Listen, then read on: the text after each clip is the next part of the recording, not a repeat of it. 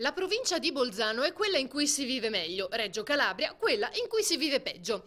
Ogni anno la classifica qualità della vita del Sole 24 Ore rivela qualche sorpresa, per qualcuno positiva, per altri meno. Scorrendola infatti si scopre che se al primo posto c'è Bolzano, seguita al terzo da Trento, per trovare una città veneta occorre raggiungere la 17ª posizione, dove c'è Belluno, seguita da Udine al 18° posto. Per ritrovare nuovamente il nord-est si fa poi un bel salto e si arriva alla 35ª posizione, dove c'è Vicenza.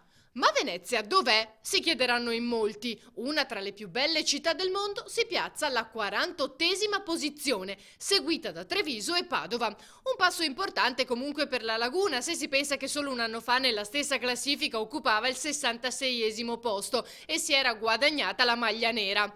Giunta alla 26ª edizione, l'indagine mette a confronto la vivibilità delle province italiane rispetto a 6 aree tematiche: servizi, ambiente, salute, popolazione, ordine pubblico, tempo libero, tenore di vita, affari e lavoro. Si vede che queste 6 aree Venezia ha ancora qualche difficoltà.